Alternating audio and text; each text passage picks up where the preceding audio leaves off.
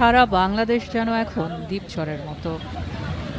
বিস্তীর্ণ জলরাশির মধ্যে হঠাৎ হঠাৎ দু একটা গাছ আর ঘরের চাল উকি দিচ্ছে।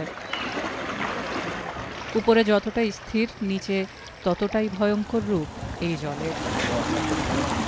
11 জেলার 55 লাখ মানুষ এখন পানিবন্দী। অনেকে ঘরের শেষটুকু উদ্ধার করতে পারেননি। বাঁধ ভেঙে ভেসে গেছে আমনের বীজতলা। ঘরের উঠানে যে গৃহিণীর ছোট ছোট অর্থনীতির বুনন, সেটিও নিমেষে ধুয়ে গেছে জলে। সবচেয়ে যে বড় ক্ষতি তা হলো প্রাণিজ সম্পদে। গোয়ালের গরু বা গবাদি পশুর ঘর শূন্য, ভেসে গেছে পুকুরের মাছ, সবশেষ পুঁজি আর ঋণ নিয়ে গড়ে তোলা পোলট্রি খামার। মুরগি ছিল প্রায় 50 লাখ, পানি ঢুকে মারা গেছে।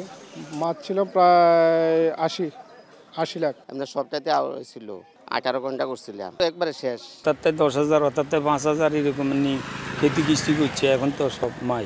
সামনের দিকে আবার নতুন করে যদি পানি টানি শুকিয়ে যায়, তখন পরে আবার আমরা হয়তো ঋণ লইতে হইব।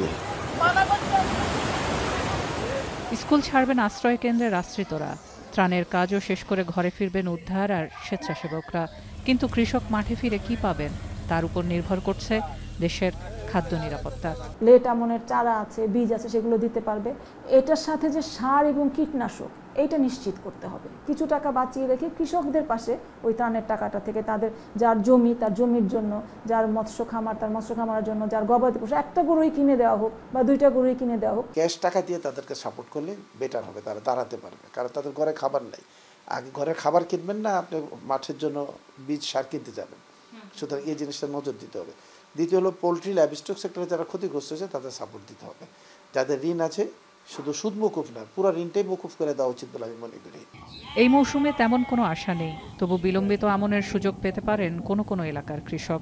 সরবরাহের প্রয়োজন হবে মাছের পোনার, পোলট্রি ও গবাদি পশুও দিয়ে সহায়তা করা প্রয়োজন হবে। এছাড়া যেসব এলাকা থেকে পানি নামতে দেরি হবে, সেসব এলাকায় অক্টোবরের রবি মৌসুমের জন্য রোডম্যাপ তৈরি করতে হবে এখন থেকেই। রবি মৌসুমে যে পরিমাণ ফসল আমরা পাই, শাকসবজি পাই, সেইটা সারা বছরেও আমরা পাই না। কাজে এই রবি মৌসুমটাকে, যেহেতু অক্টোবর সামনে আর 1 মাস পরে, এইটাকে মাথায় রেখে, এইটাকে টার্গেট করে কৃষি মন্ত্রণালয় এবং মৎস্য পশুপালন মন্ত্রণালয় তাদেরকে একটা সুন্দর রোডম্যাপ করতে হবে। বন্যার কবলে থাকা মানুষ ঘরে ফিরে কিছুই হয়তো অবশিষ্ট পাবেন না। ফলে সাবেক কৃষি সচিব মনে করেন প্রাথমিকভাবে নিঃশর্ত আর্থিক সহায়তা প্রয়োজন। এছাড়া ক্ষুদ্র ঋণও দেওয়া যেতে পারে, তবে তাতে সুদের হার 4% থেকে 5%-এর বেশি হলে এটি মরার উপর খাড়ার ঘা হবে দেশের অলাভ খাতের কৃষকদের জন্য। যখনই আপনি ঋণ আনতে যাবেন কোলেটারাল লাগবে। আমার তো 40% মার্জিনাল ফার্মার, তারা ঋণটা নেবে কোত্থেকে? তা তো কোলেটারাল নেই। আবার আমি বললাম যে পোলট্রি সেক্টরের মহিলা উদ্যোক্তা, তাদের কাগজপত্র নেই, আবার একটা গ্যারান্টার লাগবে, সেই গ্যারান্টার নিতে পারে না, তখন এই জন্য ঋণ পায় না। সেই ঋণগুলোর জন্য আমি বলছি যে এই বন্যা দুর্গত এলাকার জন্য ক্ষতিগ্রস্ত আইডেন্টিফাই করে একটা বিশেষ প্যাকেজ, সরকারের যেহেতু প্রধান উপদেষ্টা ঋণ তহবিল সংগ্রহ করেছেন, সেই তহবিল থেকে থ্রু এনজিওস আপনি ডেলিভারি করেন, তাদের সার্ভিস চার্জটা 2 থেকে 3% নিতে পারে, বাট এটা ফ্রি অফ কস্ট যাতে হয়, তাহলেই কিন্তু কৃষকরা ঘুরে দাঁড়াবে। বন্যা পরবর্তী কৃষি ও পল্লী অর্থনীতি পুনর্বাসনে কৃষকদের ভাসমান বীজতলা তৈরিতে কৌশলগত সহায়তা ও কৃষি, মৎস্য ও প্রাণী সম্পদ গবেষণা প্রতিষ্ঠানগুলোর সর্বোচ্চ সহায়তা দিতে হবে কৃষকদের, যা সবসময় 10 গুণ হয়ে ফিরে এসেছে দেশের মানুষের জন্য। সেলিয়া সুলতানা, এখন, ঢাকা।